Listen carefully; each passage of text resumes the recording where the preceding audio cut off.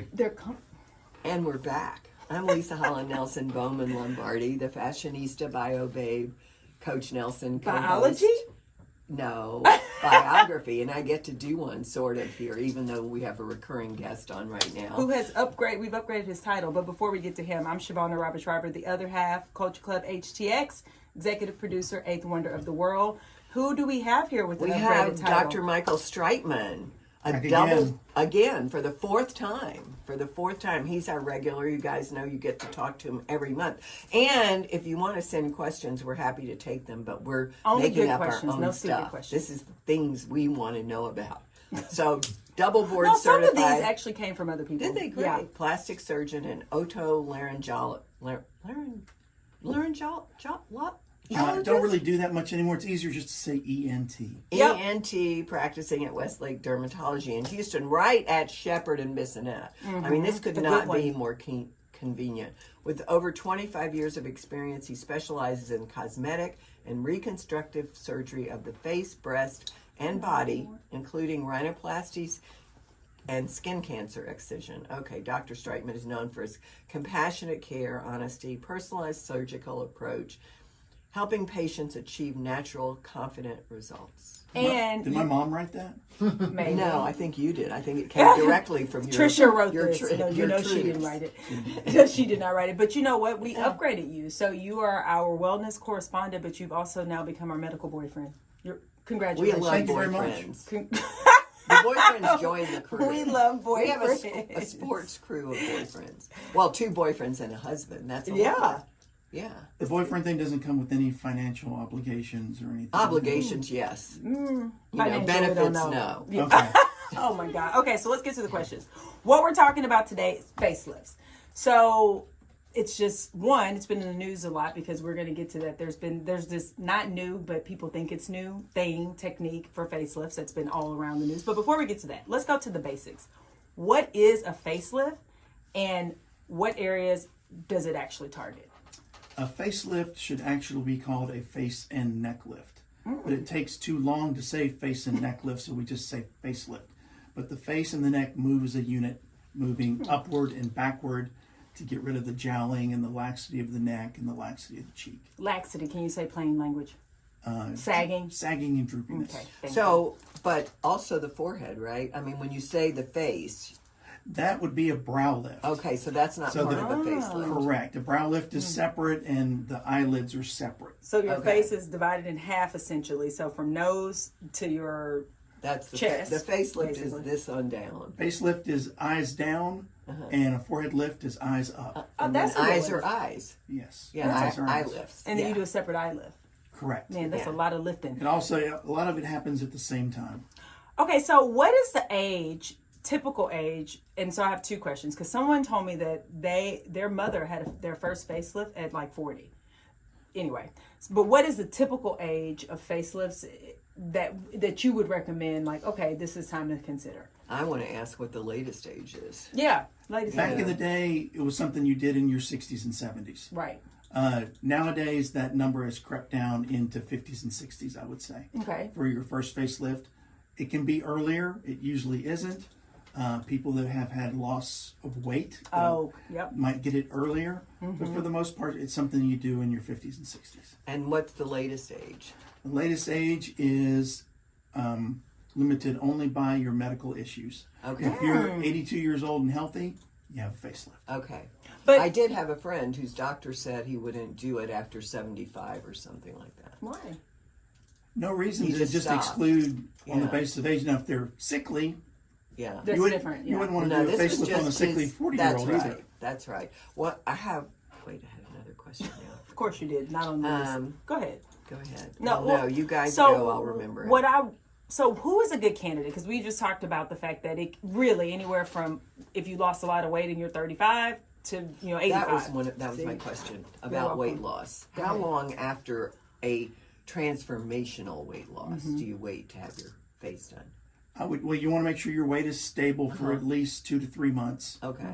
And if you're losing the weight slowly, everything's going to shrink as much as it can by that time.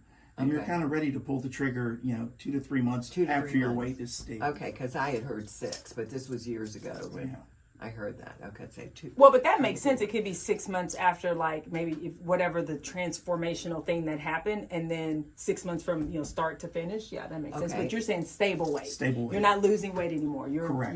You're cruising. I have one last. Go ahead. Throw it in there. How many facelifts can somebody Ooh, have? that's a great question. You can have a lot. I mean, there was an actress back in the day. Her name was Phyllis Diller. Yeah. Are oh you my putting her God. business well, in the she street? Just transformed I think she herself. had like 7. Yeah, over but she time. was like, she turned herself from really an unattractive woman into Phyllis a beautiful Diller. 80-year-old. Oh, there She she really is. did. And Joan Rivers was another one. She had a bunch of like- facelifts too. They just Her kept- makeup's not good though, but that's okay. Okay.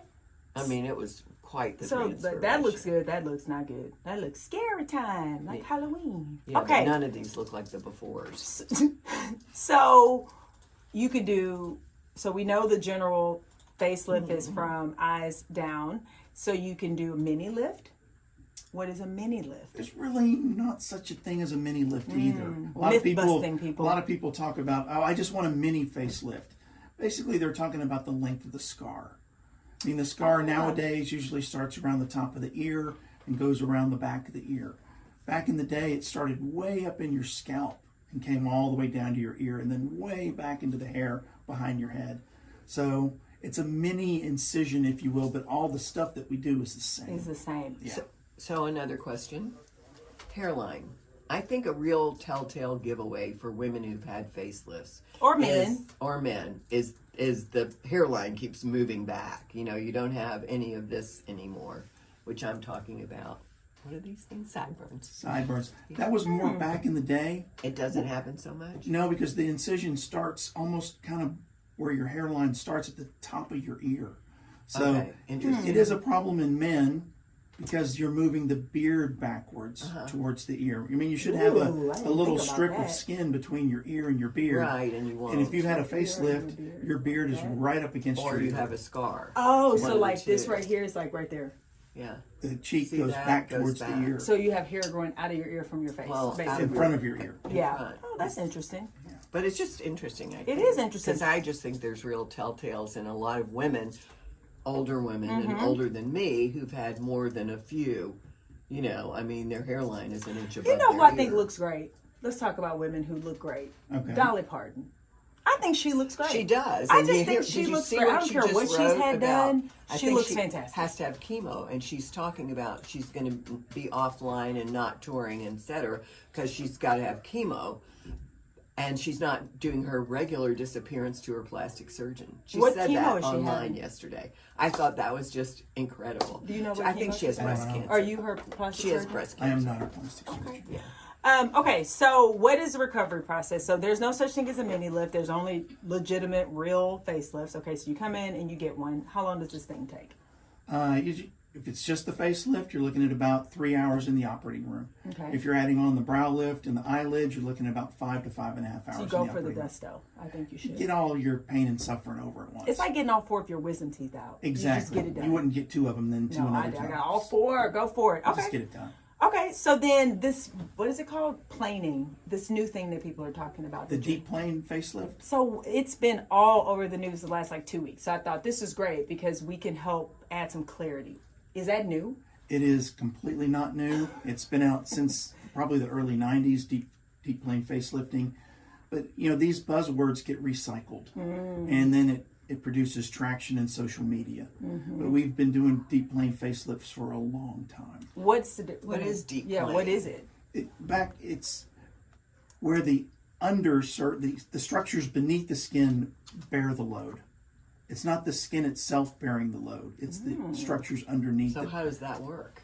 Well, use different kind of suture techniques in those underlayers, but that's the deep plane. Like your Okay. derma, whatever under your skin versus the top part of your skin? Nope. Beneath the skin. Even deep, completely beneath. Oh. Hence deep. So do people opt for that, or do you do that to give a more natural look? Like, what's the reason that someone would pick that over just saying, hey, just give me the standard? Like a skin. Well, that's pretty much the standard. I mean, a deep plane facelift is the standard. And It that's has what been you do, right? for a long time. That's what I thought. Oh, so I see what So you're it's saying. no shortcut to So they're just anything. upcharging people by saying, oh, we got this new technique called deep Or plane. just creating buzz by using those buzzwords. Oh, that's very. And so then people can say, oh, I had a deep plane when code facelift. Right. Oh, this is very interesting. I So don't think I've ever done a non-deep plane facelift. that really does add a lot of clarity. Seriously, I feel like I should go comment on Some this people article that I have read. a revision surgery, they've had a facelift in the past, they're really not ready for a quote-unquote full facelift, will have a skin-only facelift. Where you're not doing anything You're to not the going deeper muscles structures. again. That would be a superficial facelift, would be just skin only, but nobody does that anymore unless it's just a small little revision. Interesting. Okay, so what's your personal philosophy on facial aesthetics and aging gracefully? Which you seem to do a good job at. You're what, 93? 94 now. Okay. You are really looking good, Doctor. Just look like I'm 50. Yeah. A lot.